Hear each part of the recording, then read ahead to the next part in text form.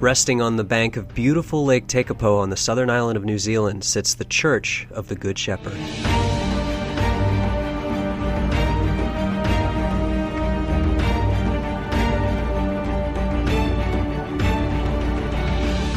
We're currently in beautiful Lake Tekapo in the South Island of New Zealand. Behind me is the Church of the Good Shepherd, part of a Black Sky Reserve. We're actually around this church filming a future release where we're going to teach you guys how to shoot the night sky, capture star trails, and the Milky Way. But for now, we're still working on picking up those iconic New Zealand landscapes. Up until this point, I've been using almost entirely wide-angle perspectives and wide-angle lenses. So today, we're going to do something a little bit different. So behind me, as I said, is the Church of the Good Shepherd. I was just there earlier, really close to the church at a wide angle, and take a look at this shot. So in this shot, you can see that the church is definitely the main subject. It's a beautiful old stone building, but the mountains in the background are so far away that they seem minuscule and insignificant. So I want to change that a little bit. So I've decided to get a little bit further back so that I could change the perspective and have the church be framed by big mountains behind it. But here's the issue. When I get this far away from the church, my wide angles don't work anymore. I'm too far away to get a good shot. So take a look at what 16 millimeters looks like, and now 35 millimeters. So the lens I've been using the most is the 16 to 35, and as you can see, it's not getting the job done in this situation. So looking at these two shots at wide angle, you can see that there's really nothing interesting going on here. My vision for this shot is much different. What I want to do is frame up the house with giant mountains behind it. I want them to feel like they're a part of this huge rolling landscape. From this far back, there's too much in the perspective, and really close up to the church as well, the church is way too large and the mountains are spread out. So standing back here gives me a better compression on the scene. And I'm going to talk a little bit about what compression is. When I showed you that shot where I was right up against the church and I was shooting the church at a wide angle perspective will spread the scene out. So if you have large mountains in the background and you shoot at 14 millimeter, everything in the foreground will be really large, everything in the background will get really, really small because that millimeter will spread everything out. The more you zoom into something, the more it compresses things together and makes them look like they're on the same plane rather than far back in perspective. So for this shot, I distanced myself far away from the church so I could stand back with the telephoto lens and compress the church against the big mountains. Since the wide angles weren't working at all, I decided to put the 70 to 200 on the camera. Now take a look at a couple different versions of this. Take a look at what 70 millimeters looks like. That's starting to look a little bit better, but I want to crop in even more. Let's go all the way to 200 millimeter. It looks pretty cool, but I feel like it's zoomed a little bit too far in. I'd still like to see the extent of the mountains right now. I still have a little bit of sky. I have the mountains and the church, but I'd like to see more of the mountains extend to the left so I can tell how long this mountain range actually is. So check out 135 millimeter. I think this is the best of both worlds. We see the church as the main subject, but it rolls into the mountains and we have a nice part of the sky and the nice green grass of the church. I think everything's solid at 135. So we've talked a little bit about parallax and how objects move at different speeds relative to your position. So things will start to move faster in the foreground and slower in the background, and as you change your position, those elements will change your shot dramatically. When you zoom in with telephoto, that's even more dramatic. Slight variations from the left to right are going to move your objects very quickly. So I've set up a shot where I really like the composition of the church in the V of the mountain. So the mountain on the left comes into the left side of the church and then sort of comes out the top of the church on the right side. I really like that composition, but let's take a look at what happens if I move just a little bit to the left and a little bit to the right. So moving over to this side, immediately the biggest problem is it pushes that big camper van more to the left, so now I can't frame the composition that I want without having half of a camper van in the shot. So that's kind of a deal breaker for me. I don't know if they're gonna leave or stay there the whole time, but either way, that's sort of front row parking space. So even if that one leaves, another car is gonna end up being there. So I'm gonna try the other side. On this side, it looks a little better than the other side. I don't see any of the cars in the parking lot, but I don't really like the way that the mountains are anymore. I really like having the church in the middle. So one mountain leads into one side of the church, the other one leads out the other side. This isn't a bad shot, but I think I can do better by finding a happy medium. This shot is also a little different than what we've done before because it's using the late afternoon light rather than the sunset. The sun is setting right directly in front of me here, which means that it's casting golden light on that church. In another 10 minutes, it's going to be low enough in the sky to still give even lighting on everything behind it, but not too low to start casting shadows. So that's exactly what I want. So it's not exactly the golden hour, it's right on the edge approaching golden hour. So I have nice, beautiful, even light distributed in the scene. Since the lighting is completely consistent, it's a little filtered behind some soft clouds, everything looks really good and really solid. I'm actually able to get this in one exposure. There's no need for bracketing, and this is pretty much going to be a straight out of camera, minimal adjustment kind of shot. So with everything set up and ready to go, and with as much of humanity hidden from this shot as possible, I still have tons of tourists walking around the church. So once I have everything set up and locked down, I'm going to take a series of exposures every 30 seconds or so as the people move around. So the hope is to take multiple of the same exposure, not exposure bracketing like we've been doing before, but the same exposure over time in consistent lighting. So as those people move in Photoshop, I can use sections of each exposure to get a clean image. My hope is that if I take enough exposures, hopefully no more than 10, but if I have to, I will, that I'll be able to get enough clean spots of the image with no people, that I have enough layers in Photoshop to blend all that in and quickly and easily mask out the people. And that'll make it look like it's just in the middle of nowhere and it's not a heavily visited tourist spot.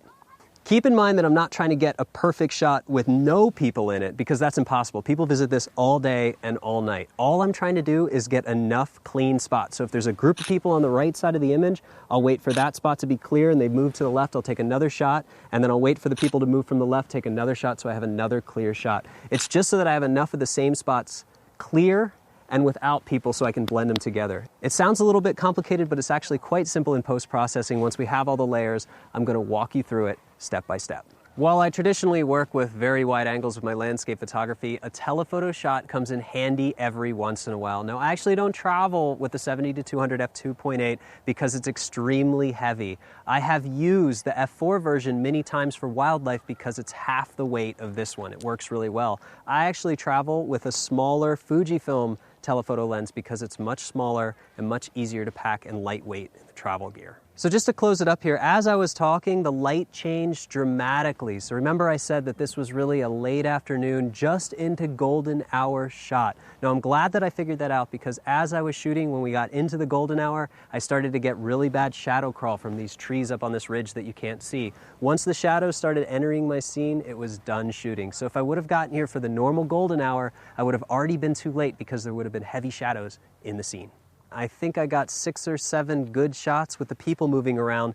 It's going to be almost enough to remove the people in Photoshop, but I think there's still going to be a little bit of cleanup to do. So if there's still people in the shot, we'll go through what I talked about using the multiple frames, and then at the end, we'll clone them out using the rubber stamp tool. So the next step is to go into Photoshop, see if I can blend some of those frames together, and then remove any of the people that are left over.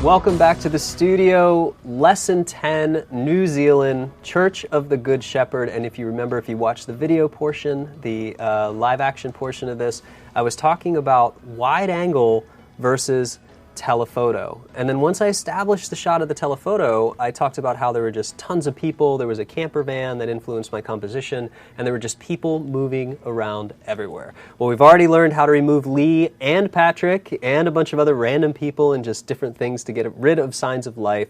But what if you don't want to do all that painting? Well, thankfully, Photoshop has a statistics mode, and by running statistics with a few options set, we can actually use a series of images shot at the same time, the same composition and focal length, and Photoshop will go in and figure out things that are moving and get rid of those things that are moving and try to replace it with the background. So hopefully, if all goes right, it'll get rid of all the people that are walking around. But before we do that, we have to take a look at Lightroom again, and we have to figure out what we're working with here and make our adjustments. So let's start that now.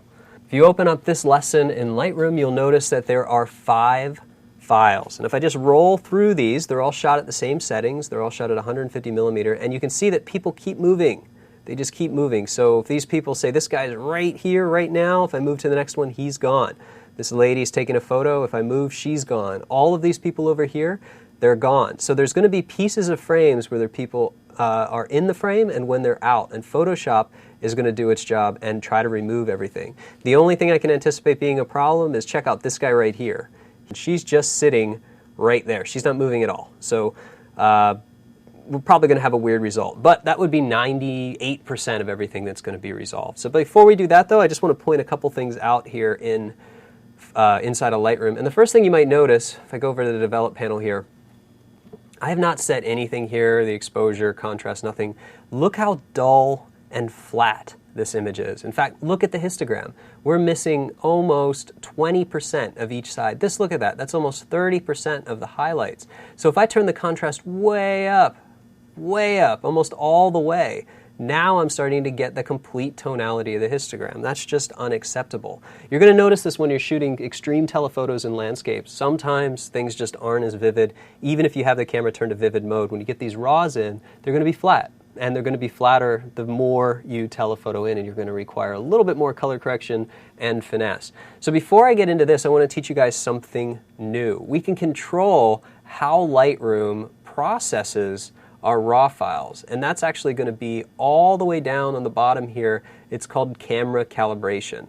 So 99 out of 100 times that I use photos in Lightroom, I leave it to the default, which is camera flat. But if I change this, I can change it to different modes. Watch what happens if I click camera landscape. Now it's going to be super saturated, almost like what I did with the contrast, but I'm still not happy with it. I can actually go through, obviously not monochrome, neutral, or even portrait, standard, or vivid. And there's some different modes that I can use. And this will redistribute the way that it's interpreting these RAW files. So remember, Lightroom is a RAW engine. So it's bringing in the RAW files from the camera, every RAW file being different, and then it's going to interpret them for you. Some people love the way that Lightroom does it by default. Some people like other pieces of software too. And there are many different ones that do different things.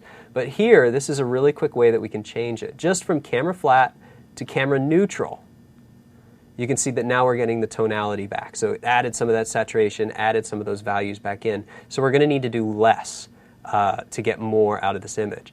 Now again, in the last lesson, I showed you guys dehaze. Let's add some more dehaze to hopefully pop in some of that mountainscape. And you can see just by adding a little bit of dehaze, I'll say 25% dehaze, starting to get some of the mountainscape back there. So this is already starting to come to life. I also want to make sure that this is always enabled. Profile corrections, remove chromatic aberrations. I usually take the sharpening down. In this case, I'm just going to leave it at its default 25%. Again, that's up to you. Now we have a little bit of fun. We can change the exposure a little bit. May want to bring the exposure up just a hair and pull the highlights back down to get the clouds back. And you know what? Maybe push the shadows just a little bit, just to get this exactly the way that I want it. Maybe a hair of vibrance and a tiny bit more contrast.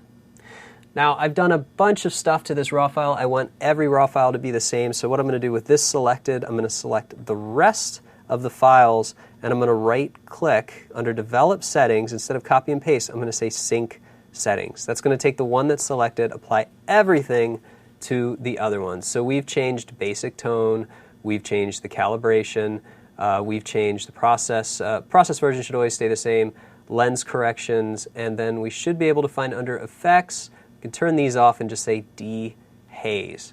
And I also changed the vibrance. So we'll go ahead and say synchronize. And now it's going to go ahead and synchronize all of these files to be consistent. And this is very important that they're mostly consistent when we go into Photoshop. Because Photoshop's actually going to draw the data out, figure out what moves, and it figures out what stays the same. So this is going to be a little bit different. I'm not actually going to bring these into Photoshop. What I'm going to do is export them to their own folder. So we're going to say export, and I'm going to change this from PSD, I'm going to select TIFFs. Now, if this was a portfolio piece, then I'd have it TIFF. I wouldn't resize it. I'd have it at 16 bits. But for the sake of demonstration, because this can get really, really cumbersome because it's having to do a lot of math on big files, let's go ahead and resize them to 3,000 pixels at 300 DPI. The next thing I need to do is go ahead and create a new folder, and I'm just going to call that image stack, and we're going to call it Church of the Good Shepherd. And I'll create that. Choose that folder, and we'll go ahead and export all 5 of those. I'm not going to open them into Photoshop when I'm done. I'm just going to export them out. Files have been exported. Now let's switch over to Photoshop.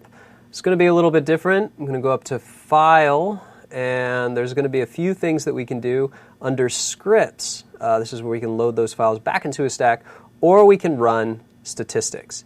Now, statistics has many different modes for many different things. We're going to use median. So remember to use median for object removal. We're going to browse.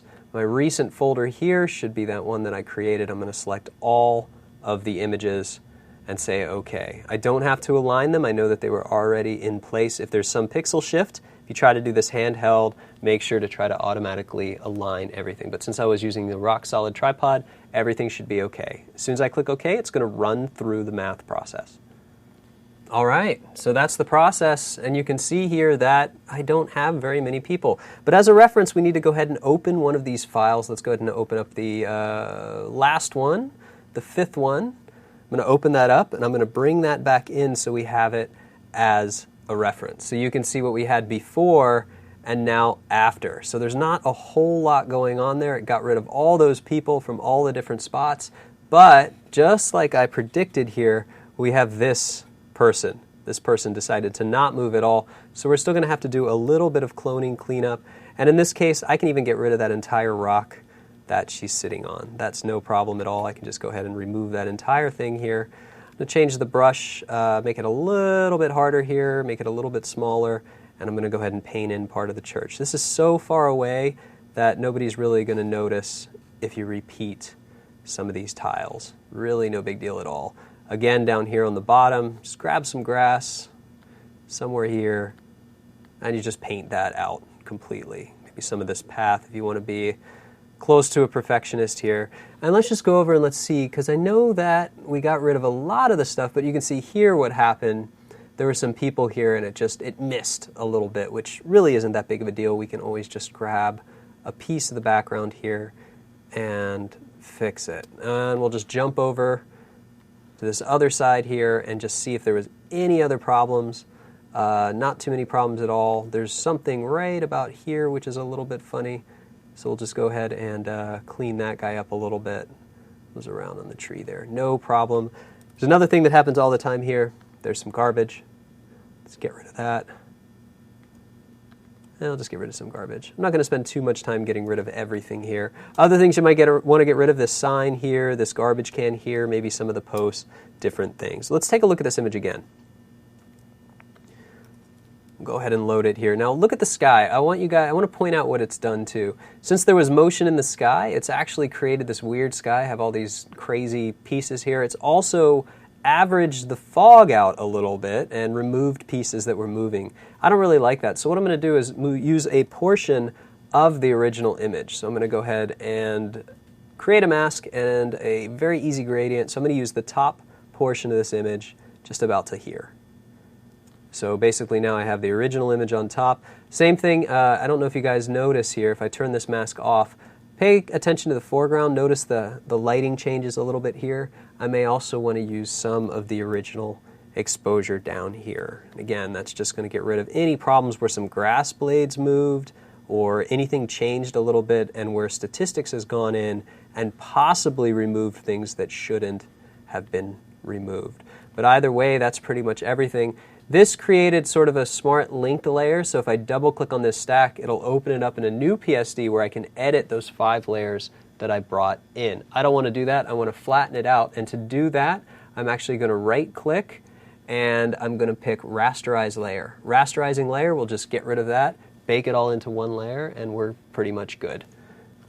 So that was an easy way to get rid of things. If you have time and the lighting's static, nothing's changing, it's always a good thing to do. You can actually just fire off maybe 5 or 10 exposures over the course of maybe even 5 or 10 minutes. And just pay attention when you're shooting that objects that were covered by people are then not covered by people. Take a shot, wait a little while, take a shot, run it through statistics, and you can save yourself a lot of time cloning. Personally, I love to clone. I don't know why. It's soothing for some reason because it takes hours. There's a rhythm in it. But if you guys want to use this method, you could probably apply it to a lot of the situations we've shot before. Even like Skogafoss, we had to remove the people from the waterfall. If I would have shot a couple more different shots, they would have moved and I probably wouldn't have had to do all that work. So this is a really good technique to know. From here, the scene itself is not really a portfolio piece. It's pretty, but I wanted to demonstrate telephoto and this nice object removal with statistics. But if we were going to do something, I'd bring it into Color Efex Pro as usual, and I'd add more contrast and some different things. So I'm just going to go ahead and do that really quick, but we're not going to spend a lot of time on this one because this portion is going to be pretty repetitive. The dehaze filter took care of a lot of the problems here, but I probably still want to bump the contrast just a little bit. I'm not going to go too far on this. It's not that interesting of an image. It's nice, but it's not really a portfolio piece. It's just a nice bonus shot. There's some cool pooling fog in that mountainscape, which I kind of like. But really, I want to bump the clouds up a little bit. That's what I really want to work on. So I go to tonal contrast. Let's just go ahead and add something. Let's actually go a little rough on this. Let's do 15, 15, and 5. I'll turn this on and off here. You can see those clouds start to pop into existence, which is great. And I'll just go ahead and lock this down here. So I'm going to go ahead and create some selection points for the sky. Very nice, very easy tonal contrast for the sky and part of the mountain. And I'm just going to say OK. Now obviously at this point you can do whatever you want to this. It might even make a really nice black and white image. You could crop it a little bit. You could add some more color, monotone sepia. It looks pretty classic. It's really the first time we've looked at structures in landscape photography, but again, it was just for demonstration purposes on how to shoot telephoto and compose those shots and to remove people with multiple shots. So the only thing really here to do for me, the last thing I'm going to do is just put a curves layer on. And you can see that I'm missing, it's still low contrast, so if I just pull this to the left, the highlights, then I can go ahead and bring those values to something a little bit better. Again, one more thing that I could do here, I'll go ahead and duplicate this, would obviously be go ahead and add sharpening, and that would just be a high pass filter. But other than that, this file, as far as I'm concerned, is pretty complete. And I was able to teach you guys how to remove people without relying too much on the clone stamp and just some more in-camera tricks with Photoshop statistics. And that wraps it up for Lesson 10, Wide versus Telephoto and removing multiple objects using the statistics set to median in Photoshop. Next time I see you guys in post, we're going to be talking about focus stacking. So the next lesson, you're going to learn how to shoot for focus stacking, and then in Photoshop, we're going to learn how to blend the different focus points and focus planes together seamlessly.